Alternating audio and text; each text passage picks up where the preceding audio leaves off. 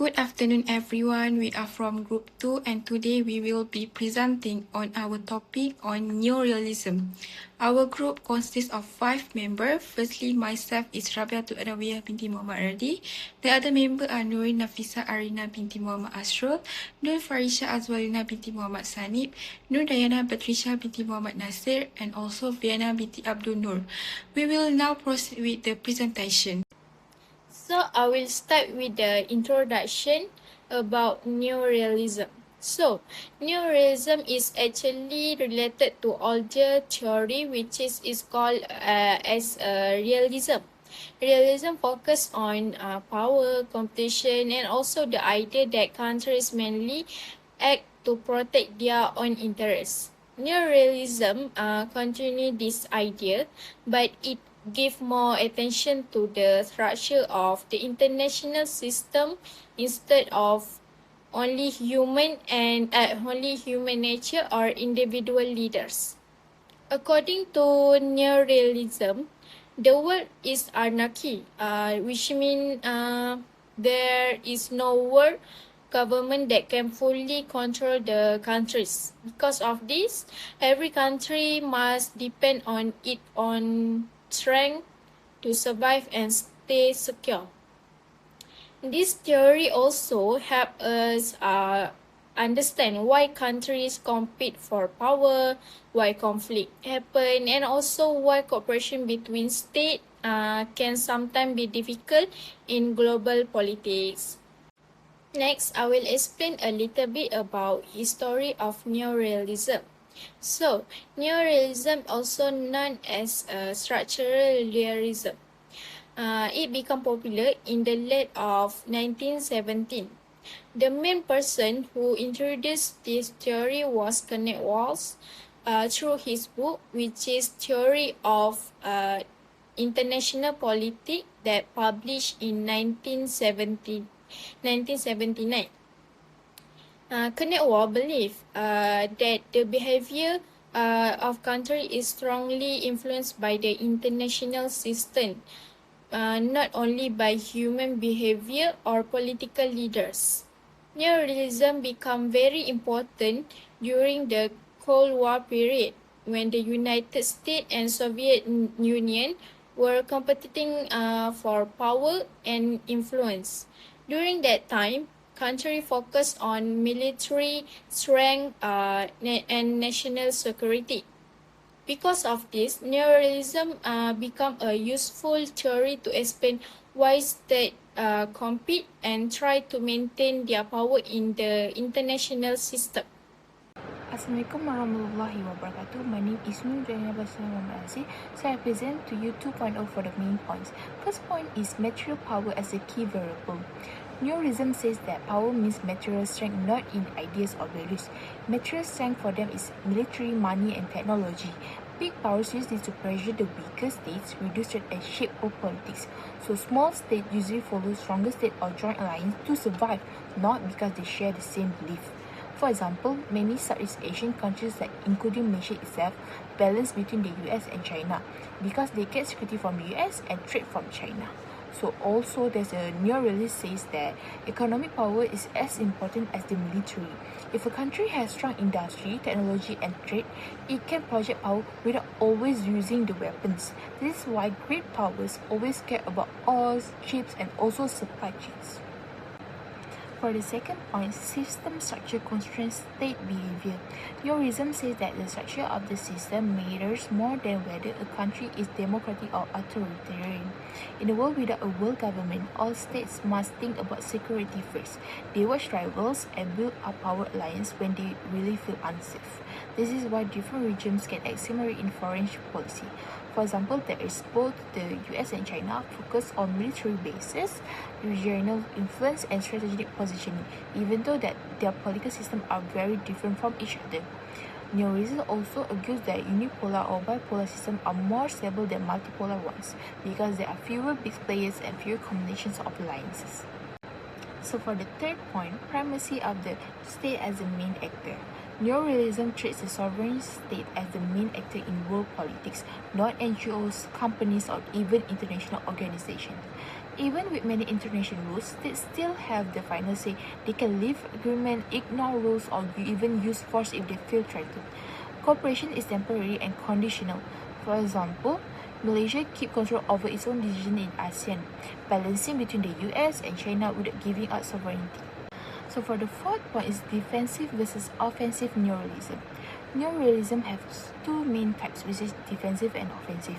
Defensive neorealisms like Kenneth Walsh say that states want enough power to feel safe, not total domination. If they become too aggressive, others will balance against them. So for the offensive neorealisms like John Mearsheimer say that anarchy pushes great power to maximize power and seek regional dominance. So for in the US and China rivalry, we see a rising power, which is China, and also competing with established power US for influence in Asia of alliance. So for the last one is security dilemma. So neorealism explains security dilemma, which is when a state tries to make itself feel safer, which mostly usually makes others feel less safe, because there is no world government, so states must rely on themselves. They can see other countries' weapons, but they cannot see their intention, so they always assume the worst. So this can create a spiral. For example, like State A builds up its military, State B feels threatened and also builds up. Then State A suddenly feels more insecure, and then the cycle keep on continuing. This also can lead to armed races and tension, even if there is no side wants war. The Anglo-German naval race before World War I is a classic example for this one. Neorealists say this is why crises often spiral unexpectedly. So, neorealism reminds us that in a world with no global ruler, power structure and fear usually shape how states behave. So this is for the main point for neorealism. My name is Nuri Nafisa. So for my part, I will be explaining about neorealism, which is also known as structural realism in international relations. So basically, neorealism is a theory that explains how countries behave in the international system. So this theory was introduced by Kenneth Walsh. Unlike the classical realism, which focused more on human nature, the neorealism here is focused more on the structure of the international system itself. So according to neorealists, the international system is anarchic, but anarchy here doesn't mean chaos or violence all the time. So it simply means there is no higher authority or world government that can fully control or protect every country. And because of that, every country basically has to depend on itself for survival and security. So this is what neorealists call as a self-help system. So in this kind of system, countries cannot fully trust one another even when they seem peaceful or cooperative. That is why the states are always careful with their decisions. They constantly strengthen their military, monitor possible threats, and make strategic policies to protect the national interest and survival. And overall, neorealism helps explain why competition, mistrust, and power struggle are still very common in international politics today, even when countries claim they want peace and cooperation. Okay, now we are moving to the first main idea in neorealism, which is international anarchy and persisting insecurity. So according to neorealists here, the international system is permanently insecure because there is no higher authority that can fully guarantee safety for every country. Unlike the domestic society, where the laws are enforced by governments, the international system doesn't have a global police or a world government that completely stop conflicts from it happening. And because of these situations, states cannot fully trust each other even when the countries cooperate peacefully, but there is always uncertainty about their future intentions. For example, a country may seem friendly today, but other states may still worry that it could become a threat in the future. So because of that uncertainty, the countries become very cautious in their foreign policy and international relations. So they continuously monitor the military developments, political strategies, and the actions of the state to avoid becoming vulnerable or weaker. So one example that I can give you, and you guys can see today, is the South China Sea dispute involving Malaysia, China, Vietnam, and Philippines. Although these countries try to avoid direct war, but they still increase naval patrol, surveillance, and surveillance activity and defense operations to protect their territorial claims and national interests. So, this situation clearly shows how insecurity and mistrust continue exist in an anarchic international system. Okay, next, another important concept in neorealism is the security dilemma. So what is security dilemma is? It happened when one country increased its military power to improve its own security, but other countries interpret those actions as a possible threat.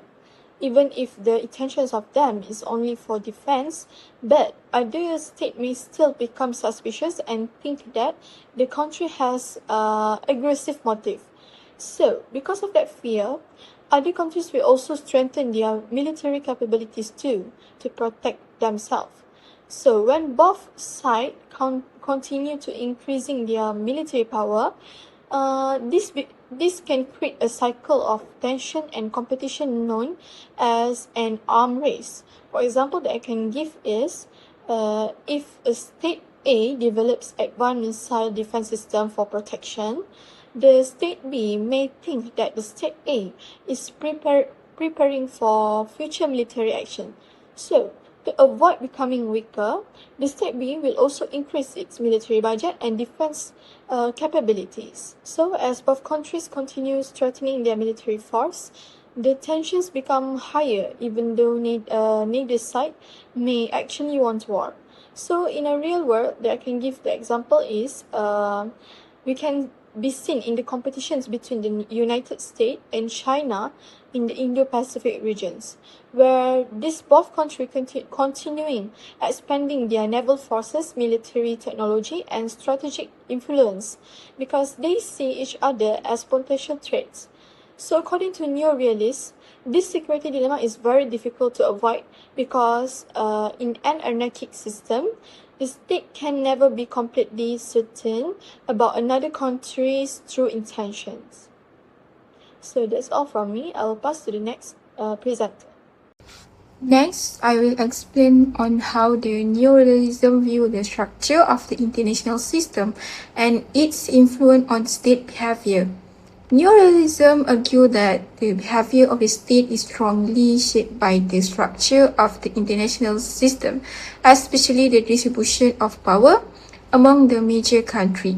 According to the theory, there are three main types of international system, which are firstly a unipolar system where one country dominates global power. Next is bipolar system where two superpowers dominates the world. And next is multipolar system, where several powerful states compete with one another. Neorealists believe that this different structure influence international stability, alliance, and the behavior of the states. For example, during the Cold War, the world operates under the bipolar system, dominated by the United States and Soviet Unions. Both superpowers compete in many aspects such as military strength, political influence, economic power, and also the ideology. However, neorealists argue that bipolar systems are relatively more stable because there are only two major powers involved. This makes the balance of power clearly and easy to predict in the future. With fewer powerful actors, misunderstanding and student alliance change less likely compared to multipolar system where many states compete at the same time.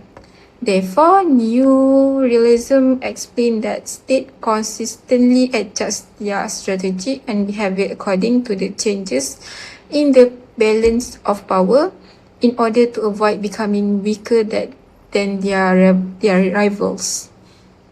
Next, neorealism views state as rational actor that make decisions based on the strategy, calculation, and the national interest. According to the theory, the main goal of every state is survival, because survival is top priority. State place national security above the morality, ideology, and also the emotions. This means government carefully evaluates the advantages and risks before making foreign policy decisions. In general, states try to strengthen military capability, protect sovereignty, maintain political independence, and also they are trying to reduce dependency on other countries. Neo-realists believe that states continuously try to maximize security because weak states are more vulnerable to threat from stronger countries. For example, Malaysia practiced neutral foreign policy by maintaining good diplomatic and economic relations with both China and also the United States. This strategy helped Malaysia to protect its national interests while avoiding excessive dependency on any single major power. So, neorealism explained that smaller countries often use balancing strategies such as diplomacy, neutrality, and alliance to survive in highly competitive international system.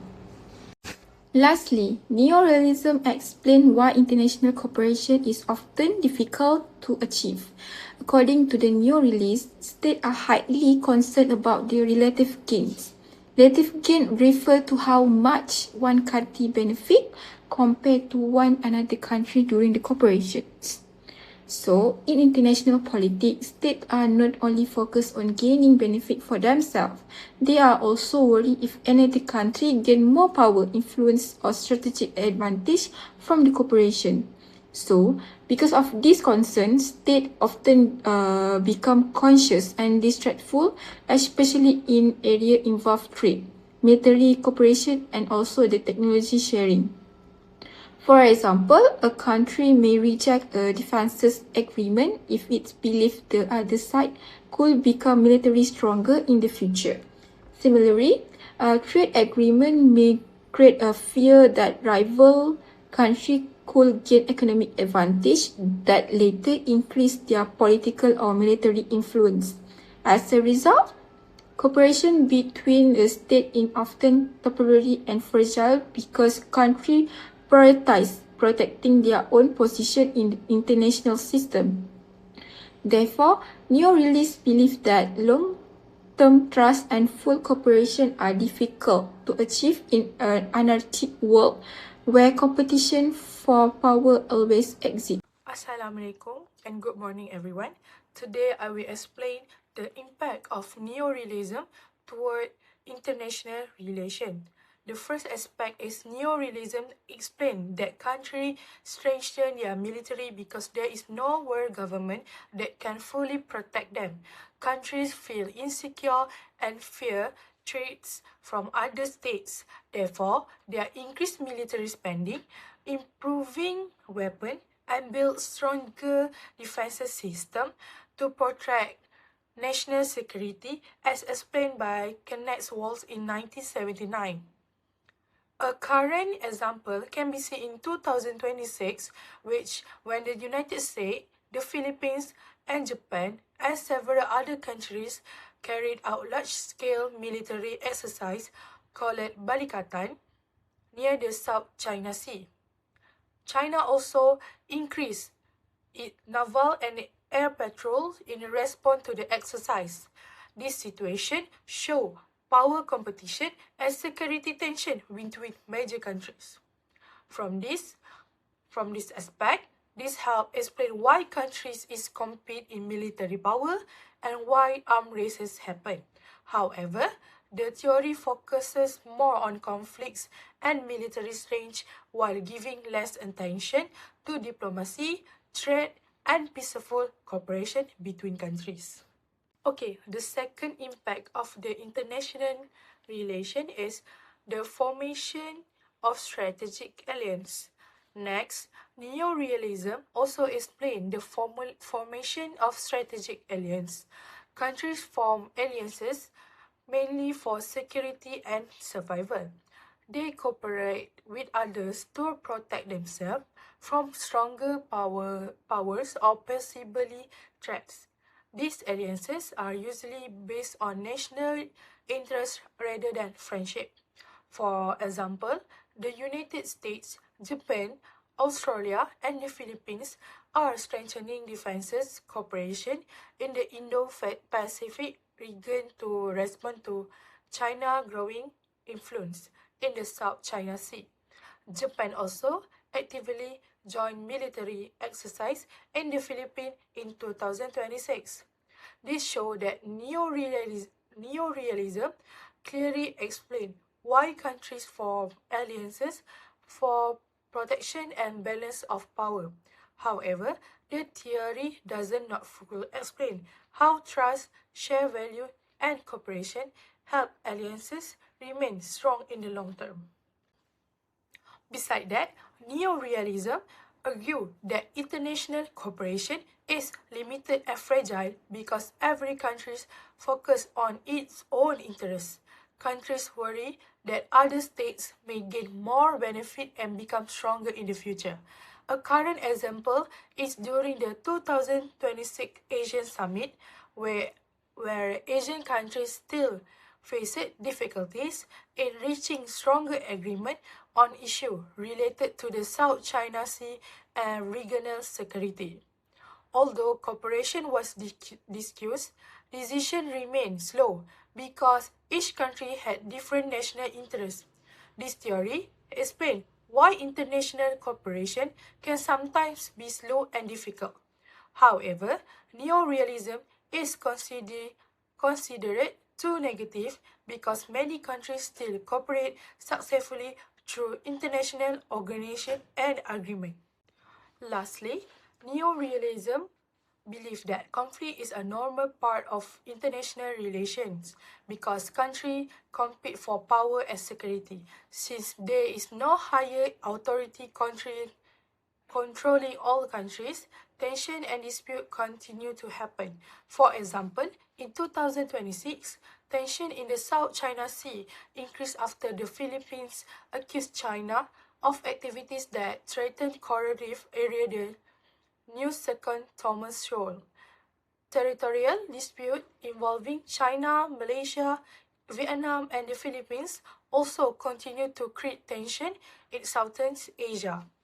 Therefore, neorealism is useful in explaining why conflicts and tension continue in world politics. However, critics argue that theory focuses too much on conflicts because diplomacy, international law, and negotiation can also reduce tension between countries. So, summary for our topic assignment, which is neorealism, is to help us understand how countries behave in global politics. This theory also explains that countries mainly focus on survival, security, and power because there is no central authority controlling the world system. It also shows why competition, military build-up, and alliance often happen between countries. Even though neorealism does not fully explain cooperation and international factors within a country, it's still an important theory in international relations. Overall, neorealism gives us better understanding of how states maintain stability and protect their in the global system. That's all from our group. Thank you.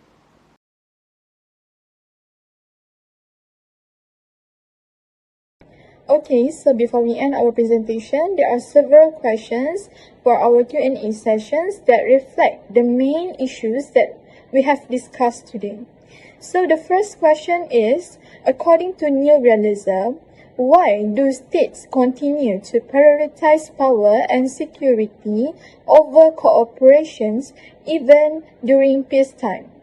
And the second question is, How does the concept of the security dilemma explain the rising military tensions in the South China Sea?